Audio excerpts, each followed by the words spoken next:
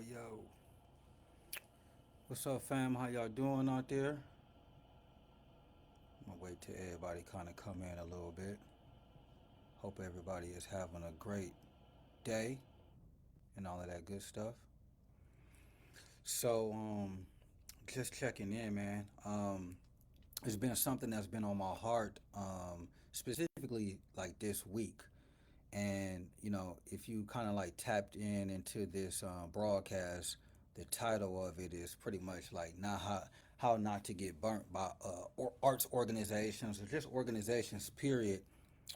As an artist, I've been doing this now for 30 years, and I've did a lot of work with arts organizations across the globe. International, national, local, all that good stuff. So I just want to just kind of put this out in the air for any like artists that are up and coming or just artists in period, of how to like maneuver yourself to be able to make sure you don't fall into a situation of exploitation, a situation of giving your energy away without getting paid for it.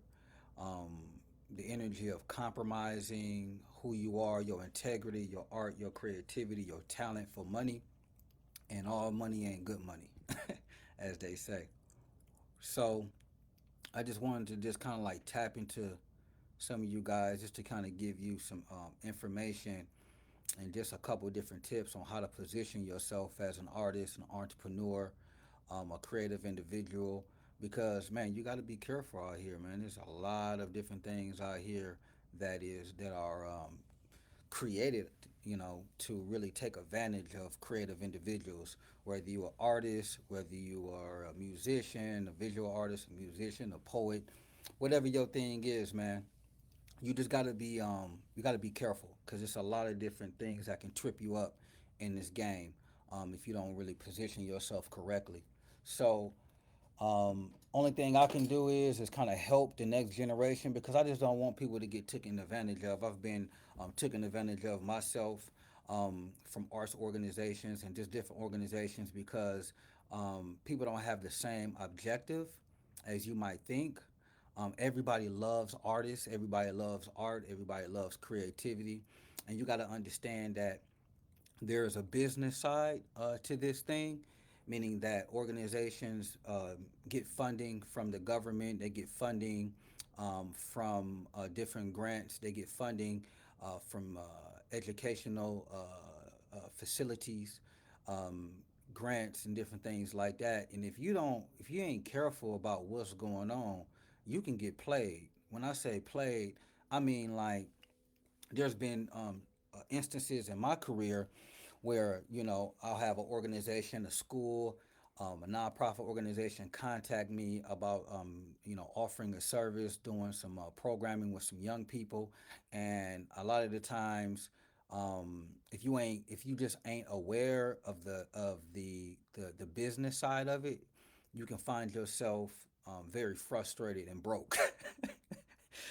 First of all, as artists and creative individuals, we want to give back, right? Specifically when it comes to like helping people, when it comes to like specifically young people, when it comes to community work, when it comes to being able to inspire the world with our art.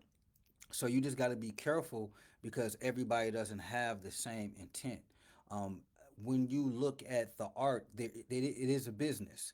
And if you don't understand that there are rules and regulations and that you aren't just doing a service, but you are running a business, then you can find yourself in predicaments of people taking advantage of your art, taking advantage of your time, taking advantage of your skill, taking advantage of your gift.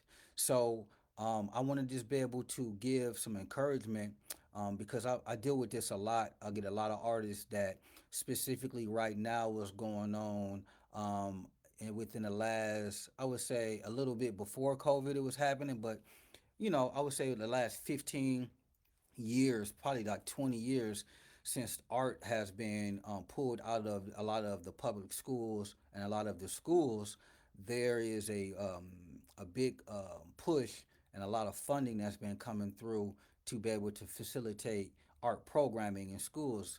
And I'm gonna be straight up with you. A lot of times, they have fired art teachers and art educators, and due to the fact they don't want to pay them, and they'll hire a local artist, and instead of paying a teacher a full salary, they'll find a hungry, starving artist who doesn't understand business, who doesn't understand value, and all they want to do is make a living off their art.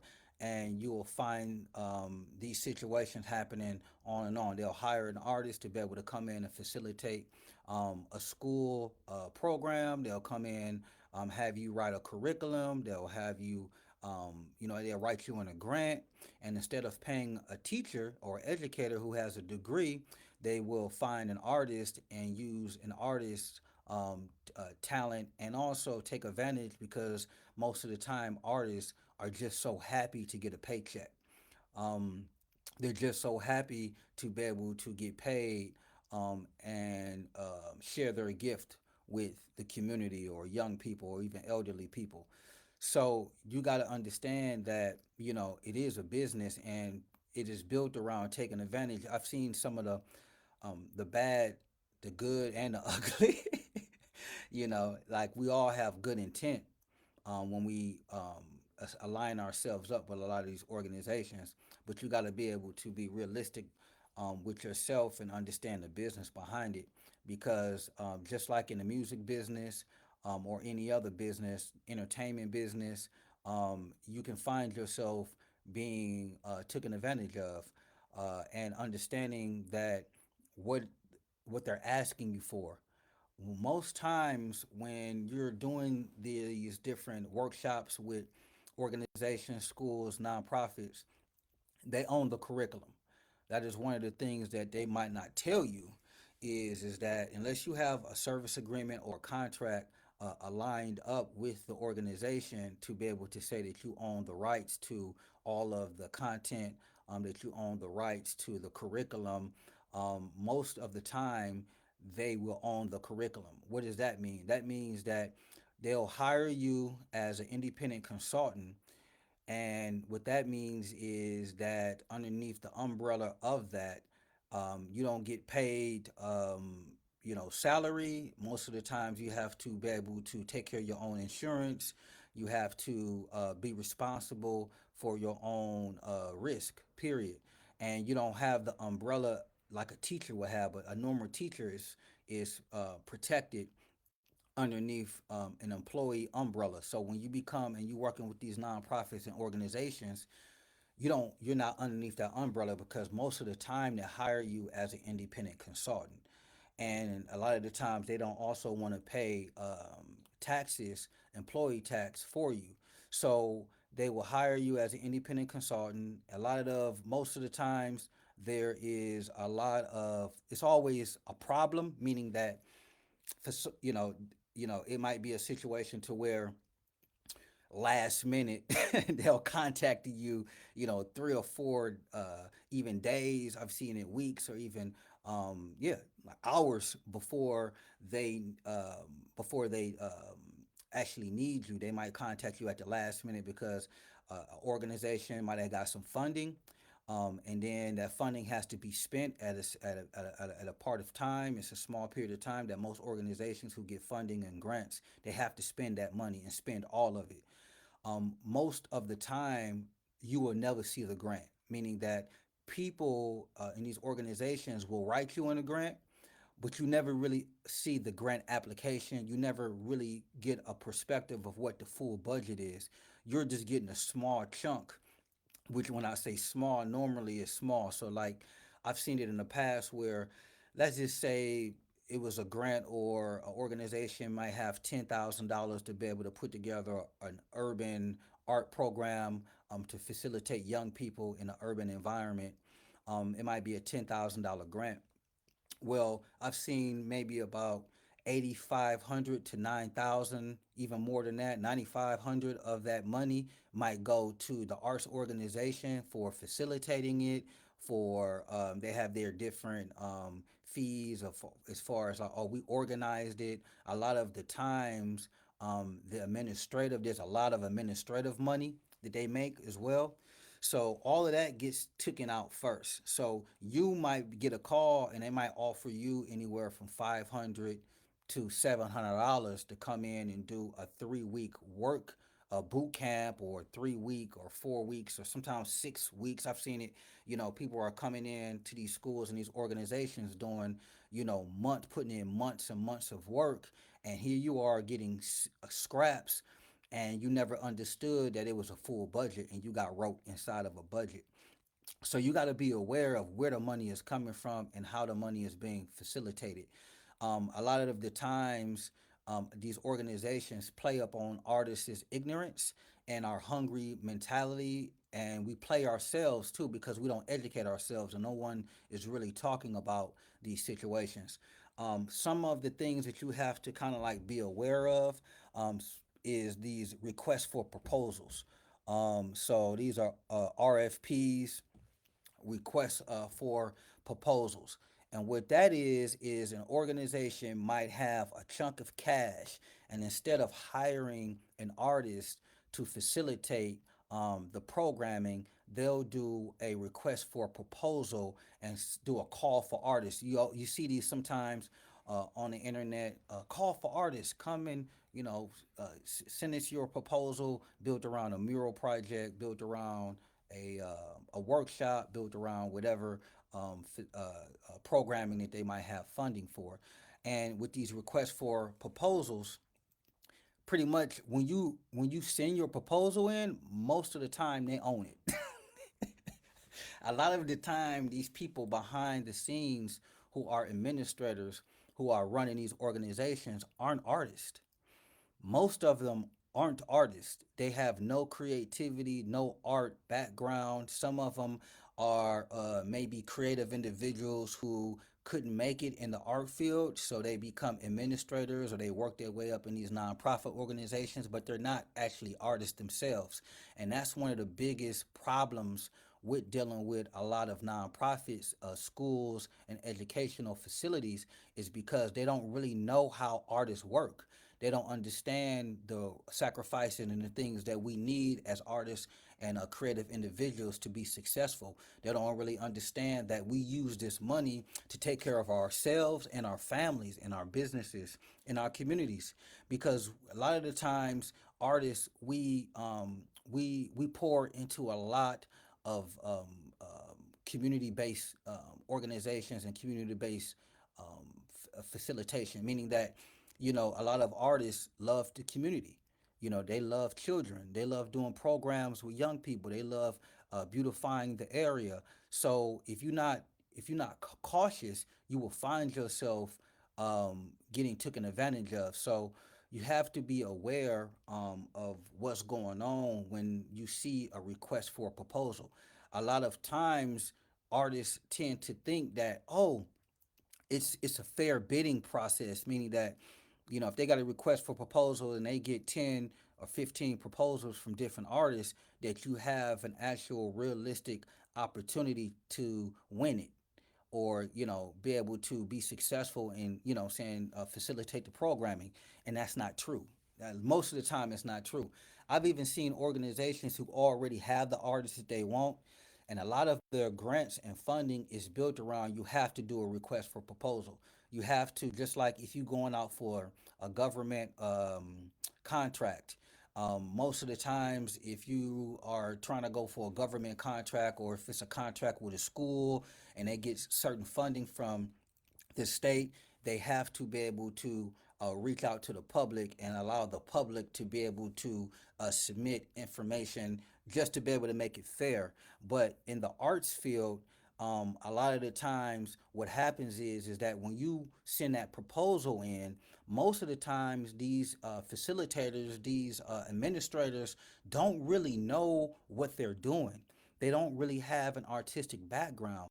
So let's just say that it was a request for proposals, or a request for artists, or a call for artists to do murals, right? And you see this and you say, oh, yeah, this is a mural project that's going on in my city. I'm going to put this proposal together, and then I'm going to submit it. Now, what happens is a lot of the time, since you are submitting this to an organization, they have the right to be able to take bits and pieces out of the different artists' proposals to be able to make their own grand idea or grand vision or successful program. So really, what happens is they use the artists to do the legwork. So they don't have a lot of the times an artistic background. They might not even have a connection to the community. So they'll ask artists who do to submit these proposals, and they'll go through the proposals and pretty much steal your idea, steal your creativity, steal your talent, steal your lesson plan, and so on. And then they'll facilitate the programming underneath their own name. Whether they bring you in or bring you in as a consultant or they bring you in as an artist, most of the time they pretty much own the rights and the information that you have sent to them. We don't know how many proposals that they might get. So you got to be very cautious when you're dealing with organizations, when you're dealing with schools. I've done, a lot of work with schools. Pre-COVID, schools and education was probably about 80, I would say 75 to 80% of my income at one time. Going into schools, doing workshops with young people, and so on. And through understanding the business side of it, I had to position myself as an artist and as an entrepreneur to be able to actually own a lot of my curriculums and not get taken advantage of because they'll dangle that money in your face and you thinking that that is going to be something that's going to be successful for you. But in the bigger perspective of it, you're doing a lot of the legwork.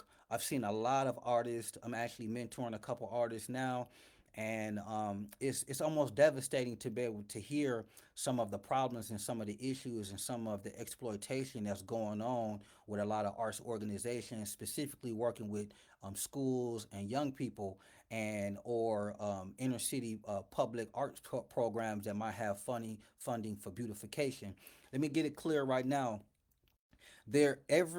Most cities have money for beautification. So you got to be able to follow the money. You have to be able to do your work as a creative individual to be able to make sure that you're clear on what they're asking you to do. And if you follow the money, figure out where the grants are coming from, figure out where the funding is coming from, then it gives you a perspective to understand how to position yourself better in the business game. Because if you don't, then you just gonna get played.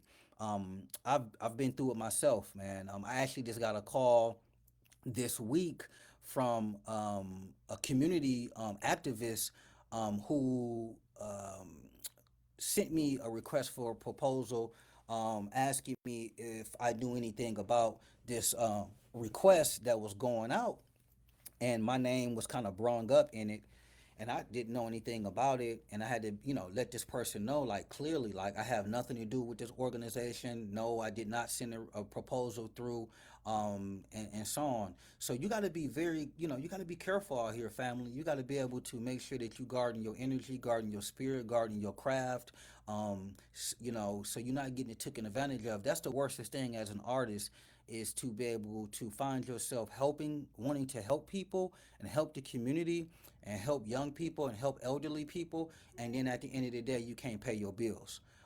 That's something that you have to be cautious about, because there's a lot of situations, like I said, specifically now, after COVID, things have been becoming more and more where you see these call for artists. You know, make sure you read the fine print. If you're gonna do a proposal and you're gonna submit your work to an organization, make sure you do the legwork, man. Make sure you understand and make sure that the vision of the organization aligns up with your own personal vision as an artist.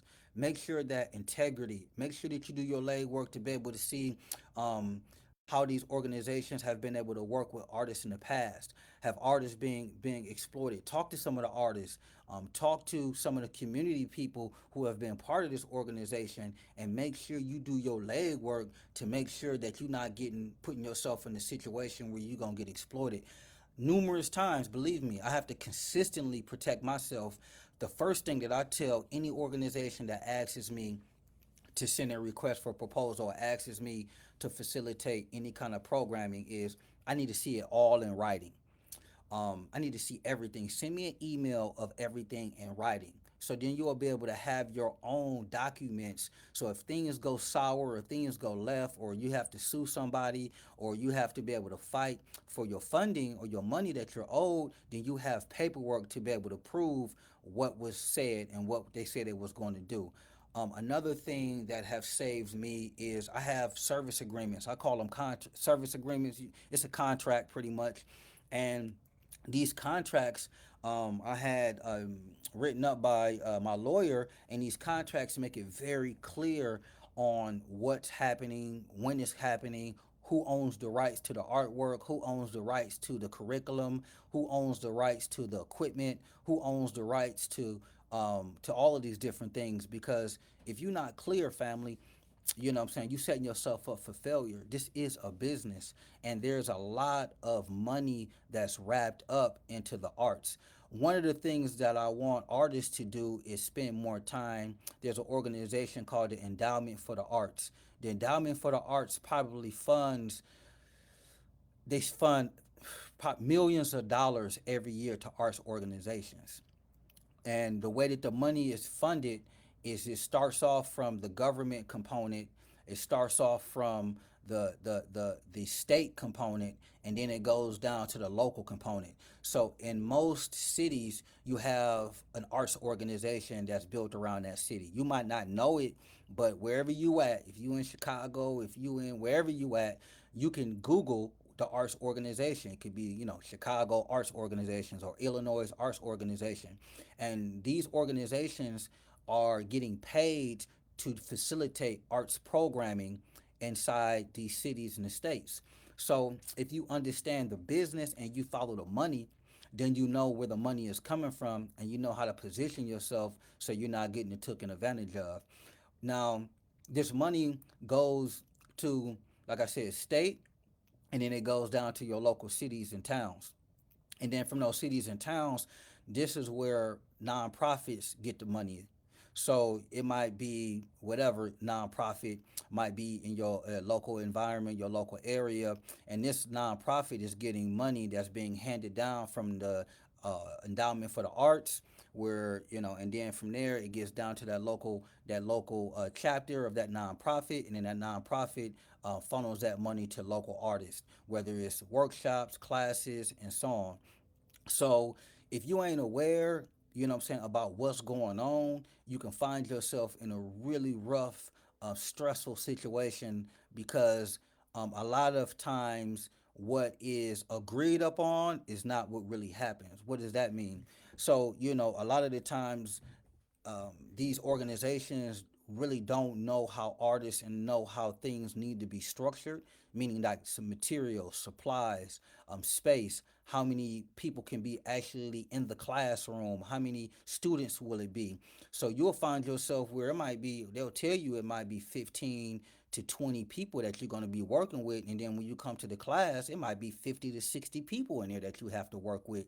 And a lot of the times they're not focused in on what you have to do. They're not focusing on what you have to do to facilitate and what you have to do to be able to put together a class or a mural project or a workshop. Their whole goal is to facilitate the program, get it over with, so they can be able to write a report to say that they were able to do so on and so on.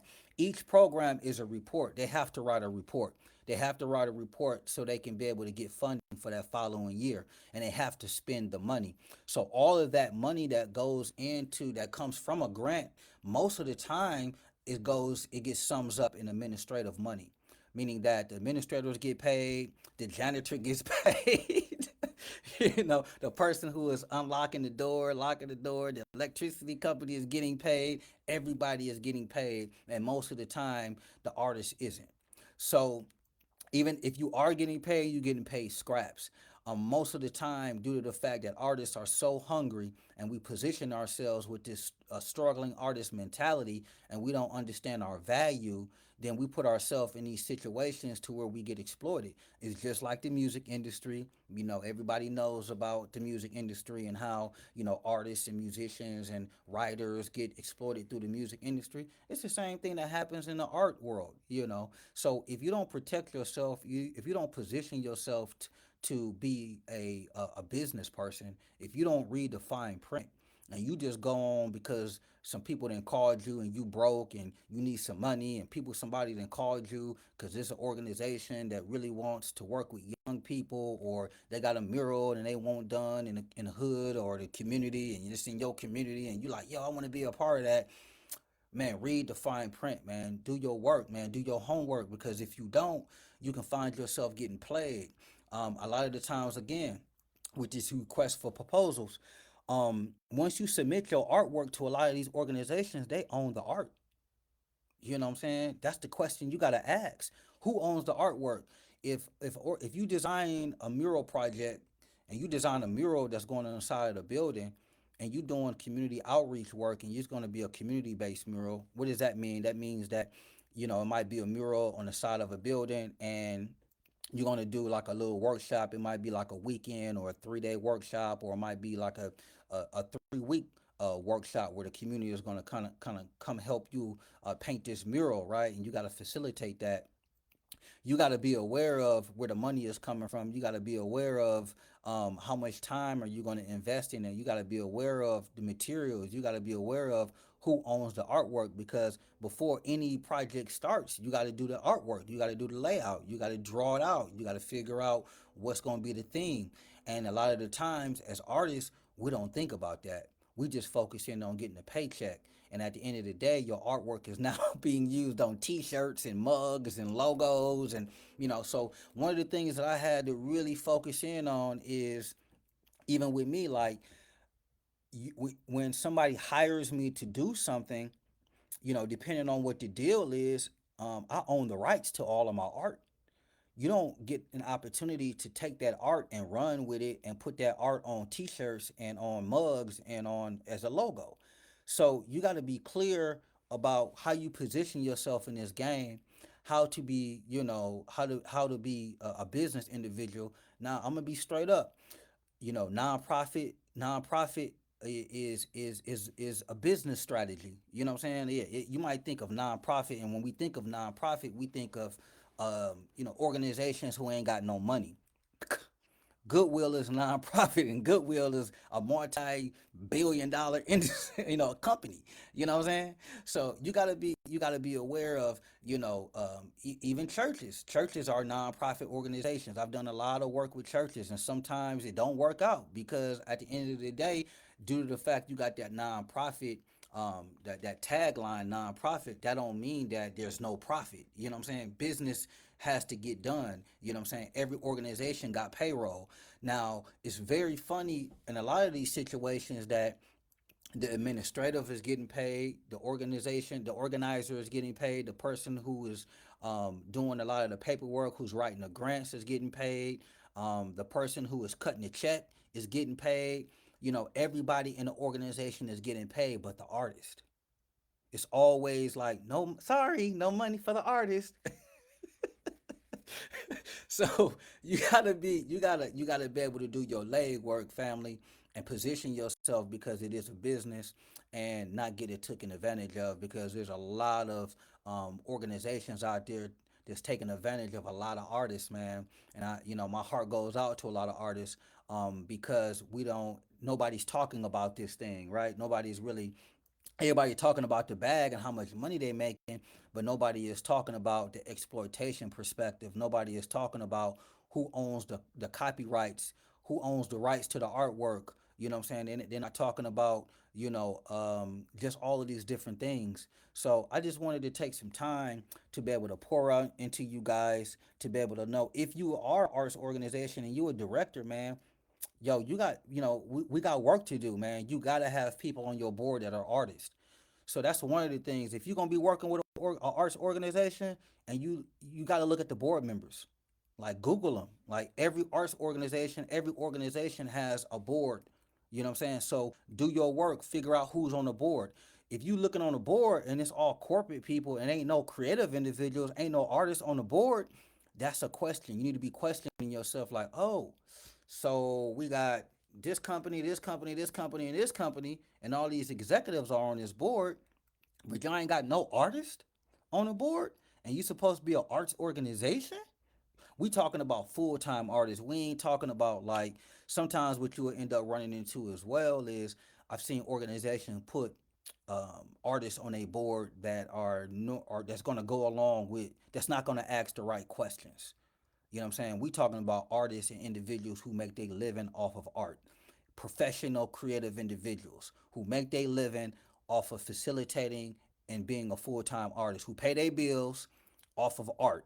You know what I'm saying? Not individuals who got little side hustles and they work at Jimmy John's during the daytime. I ain't hating on nobody, but they working at Burger King, you know what I'm saying? Or they working at a normal job and they do art on the weekends, or they do art when they get some time, you know what I'm saying, away from their kids or whatever. We talking about full-time artists, graphic designers, videographers, photographers, musicians, you know what I'm saying, who make their living full time off of art. Because if you're gonna be on a board, most boards ain't paying, right? So if you see an artist that's on the board, you know that this artist is probably there because it ain't anybody got the time to be wasting their time. Most artists is busy, they hustling, they working, they trying to figure out how to pay their bills. They going from project to project trying to keep things afloat. So do a little bit of more homework before you start sending your artwork across the world. You know, I see a lot of call for artists, man. I'm constantly seeing a lot of call for artists all over the internet, Facebook, social media. Hey, artists, we looking for an artist to do this, an artist to do that. But a lot of that times, man, if you ain't doing your leg work, a lot of those things are like scams. You know, a lot of these organizations be scamming artists, taking your art, taking your time, taking your energy, got you doing running through hoops and all of that, and at the end of the day, you ain't no money set aside for an artist. So do a little bit more leg work before you say yeah, before you go into a school or organization, before you partner with an organization. Do your leg work, family, because if you don't, believe me, you will regret it. I've had organizations, universities write grants and put my name in grants. Go to my website, copy and paste. Oh yeah, we're gonna hire Malcolm McCray and put yeah, Malcolm McCray, this urban artist. You know what I'm saying? It's a lot of money out there for urban art. You know, it's a lot of money out there for graffiti and street art. You know, it's a lot of money out there for dealing with at-risk youth. It's a lot of money out there for beautification in different cities. And right now, with Instagram, social media, Facebook, all of that, everybody wants to take a photo in front of some graffiti or street art. Everybody loves art. Everybody loves artists. So, you know, you got to be careful to not position yourself to get played, because you will get played like a violin. if you ain't if you ain't cautious, family. So I just wanted to drop that jewel. Like I just had a conversation with a good city representative who gave me some good some this hit me up on it. Like, yo, what's good? I seen a request for proposal for some urban art stuff, and why didn't you send a proposal through? And I'm like, yo, first of all, I don't send proposals straight up. I just don't. Like I haven't been that lucky. You know, the time and the energy that they might take to sit down and put together a proposal for an organization for an art program, I ain't got the time. You know what I'm saying? I ain't got the time to type it. I ain't got the time to put a PDF. I ain't got the time to be guessing what they want. If you want an artist, hire an artist. You know what I'm saying? If you want that individual, and that's what majority of the time happens is that a lot of the times a lot of these organizations, they already have an artist that they want to hire, but they a part of the funding, part of the grant, is you have to do a request for proposal. You got to make it look like that you're distributing it and giving everybody a an open opportunity to be able to get to get the project, to get the contract. And a lot of the times that's not true. They already have an artist that they want, and they already have the money and everything facilitated, and they just have to do this little request for proposal just to make it look fair. But in reality, it ain't fair. So family, don't get played. Don't put yourself through the stress. If somebody want to hire you to do the project, let them hire you to do the project. Don't spend the time putting together these. I'm gonna be straight up. I didn't. I've been doing this for 30 years. I probably did a couple. I'll do one here and there. I might have did like one. I did one like 2 years ago, and I ain't never got a contract off of one of those. You know what I'm saying? I ain't never got a contract off of that. What I've had got more than anything. If an organization want to hire me, they'll just hire me. You know what I'm saying? If somebody wants you, they want you. You don't got to jump through a whole lot of hoops and all of that stuff. And stop being so thirsty, family. Stop being so thirsty. A lot of us are so thirsty to just get something. You know what I'm saying? Just like the music industry. You know what I'm saying? Don't be a thirsty rapper. You know what I'm saying? Don't be a thirsty singer. Don't be so thirsty. Every deal ain't a good deal. Every deal ain't your deal. It might be somebody else's deal, but that don't mean it's your deal. So you gotta be able to be truthful with yourself, understand your value. A lot of us don't understand our value, so we get played. Then we got the boo boo face. We looking all sad. Man, they ain't paying me nothing. I didn't work with these kids. I didn't did this. And guess what? Not only won't they pay you, they'll take your whole curriculum, right, and then write a grant and get paid next year. You know what I'm saying? Off of your work. Think about that, right? Think about that. You come into the game thinking you helping people. You come into the game thinking you helping people. You know what I'm saying? You come into the game thinking that, oh yeah, I'm gonna put together this little workshop with these kids in this class and this and that, and you giving them all the paperwork. You giving them the whole blueprint. You know what I'm saying? You giving them all the leg work to be able to copy and paste. All they gonna do is white out your name and put somebody else's name. And you know what end up happening is that if you tell an organization no, it's a shame, but they gon' artists are so competitive, right? We so competitive with each other, right? That they gonna go to your homie, right, and give him less. You know what I'm saying? They gonna go to another artist that you know in your city, in your town, you know what I'm saying, that ain't even good as you, and gonna give them less, you know what I'm saying, because you know what I'm saying, nobody put them in a position to just check them. So, you gotta be aware. We gotta teach our students. If you an artist, if you a mentor and you mentoring artists and creative individuals, if you doing classes and workshops, the main thing at the end of the day is if you can't feed your family, if you can't eat and you can't feed yourself, you know what I'm saying? If you can't feed yourself, right? How you gonna do art? You know what I'm saying? If an organization, and let me tell you this, when I talk about doing the work, like if these organizations that's doing these call for artists, right? How many artists in that area have they helped? Ask yourself that. How many artists? Because what happens is a lot of these arts organizations get funding to be able to do workshops and classes that's supposed to help the artist, right? So what I need y'all to do is start doing a little bit more work and asking yourself, like, okay, the artists in the area that you're supposed to be helping, how many of these artists, have studio spaces? How many of these artists have you helped create, a business strategy? How many of these artists are able to feed their family off of their art because these organizations have been able to help them to facilitate that? And when you start to do your leg work, you're going to see that a lot of these organizations, they ain't doing the work. They ain't on the ground. What they are doing is collecting a whole lot of checks. And the artists are struggling, you know what I'm saying? Because now, once you sign that contract and you get approved to be able to do the work as an artist, right?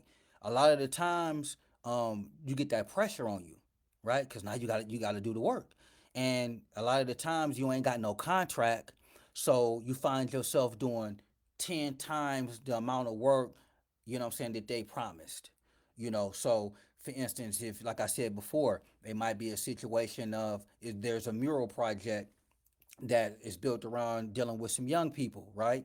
And if you don't put a cap on how many young people or how many people are going to be facilitating in this classroom or this workshop, you signed up for 20 kids and they didn't give you 100 kids.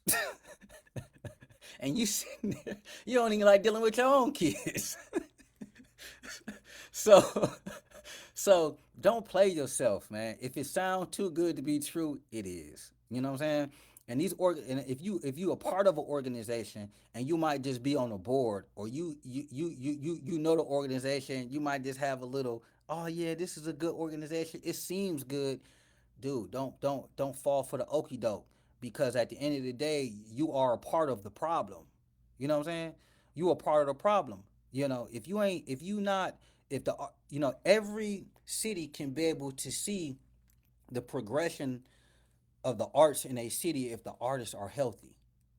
If your artists in your city are starving, then your city ain't building. You can always tell, because let me tell you how gentrification works. The artists always bring the dopeness. So the artists, we always looking for low down space. We don't never have enough space. So when you go to any city, right, specifically the arts district, it's this quote unquote the arts district. Before it was an arts district, normally it was ran down buildings that these are the only places that artists could afford to live. These are the only places that artists can afford the rent for a studio space. It's normally around industrial areas, normally around railroad tracks, normally around old factories, normally around rivers, areas that nobody else can facilitate, you know what I'm saying? And it's dirt cheap rent, right? So then what ended up happening is the artists come in there and it's affordable, right? So artists come in groves and droves and be like, oh yeah, we got an affordable area. We got just a little spot and we ain't paying nothing and then this and that. And what happens is murals start popping up, artists start creating community outreach programs, right?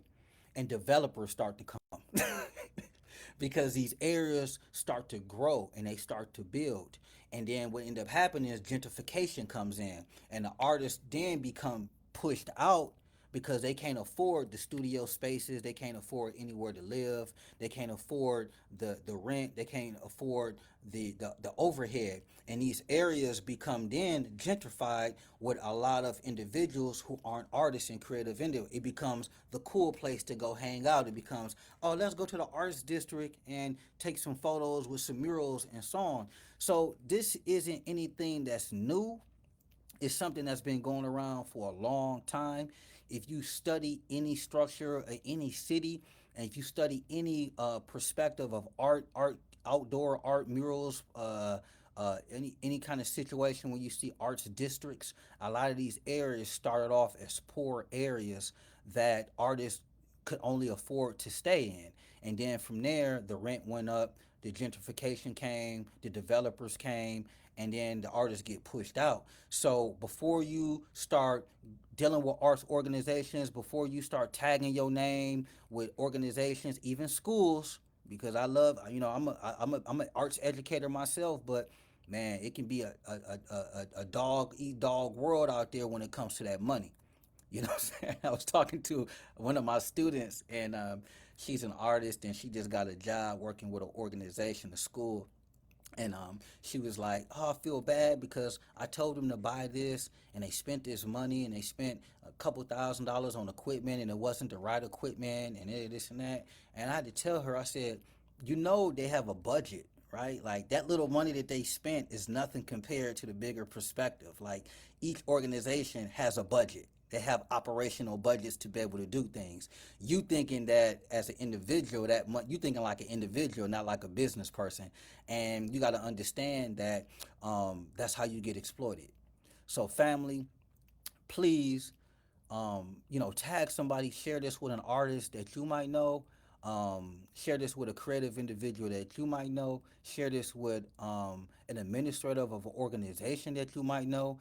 And before you start sharing these proposals, requests for artists to be able to sign their life away, make sure that you clear, because at the end of the day, as citizens who, your tax dollars is getting wrapped up into this. You know what I'm saying? This is part of your tax dollars. You know what I'm saying? So do your work, family. Help us as artists to be able to survive, man, because it's hard out here for us. We trying to figure this thing out, you know what I'm saying? And it's a lot throughout the years. We've been exploited a lot, you know what I'm saying? So do help us by helping yourself and help educate the world, your city, your government, your state, your local community, because art is love, man. Art is magic. And when you depreciate the value of the arts and you kill artists, and artists got to go work in these factory jobs just to be able to make a living instead of doing art full time, where they got to do these, you know what I'm saying, low paying jobs to make a living, then we killing ourselves, because art is special, man. Art is, without art there would be no civilization. You know what I'm saying? Without art there wouldn't be no spirituality. Without art there wouldn't be any, Qurans and Bibles and historical relics. Without sculptors and painters and musicians and individuals who pour into the world through creativity, it wouldn't be no civilization. So we are telling our children not to be artists because we don't want them to be starving artists, but we ain't telling them how to be able to protect themselves if they gon' be creative professionals, right? And we consistently need to do a little bit more work to be able to balance this thing out. And I ain't just talking about in America. I went to Africa. I seen it in Africa. I done been to Australia. I seen it in Australia, because art is magic, man. No matter where you go in the world, art is magic. Everybody loves an artist. You know what I'm saying?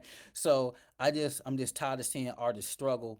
I'm tired of people telling their kids not to be artists, and I'm tired of seeing these organizations make millions and millions of dollars off of the back of artists and creative individuals. So, family, I love y'all.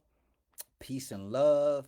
I'm constantly, working on a couple of different things. I got a couple of different things coming out, so be able to make sure that you, tap in, link up with your boy. And thanks for everybody out there who has been tapping in. Thank you for the sister who contacted me this week. I ain't gonna say her name, but thank you for contacting me this week, and putting that on my heart, about these arts organizations doing these requests for proposals, because if we don't do our work and we don't position ourselves, man, we all at risk, straight up. You know what I'm saying? Because once the arts die, then peace dies, love dies, music dies, poetry dies. You know what I'm saying? Books die. We seeing all of these different things happen right now in our timeline, like seeing books being banned, seeing things happen like that. These are all ways that people use as a tool to express themselves. These are extensions of humans. You know what I'm saying? And to That's the worstest feeling. You know what I'm saying? Like, to be able to create something, and at the end of the day you can't share it with the world because of people are exploiting you. So I'm putting that out there to my young artists too, man. I believe in y'all. Keep your head up. If you need some mentorship, if you need somebody to holler at, link up with your boy. And we're gonna do our work to be able to continue to live, to create, to inspire, man. Love y'all, family. Peace.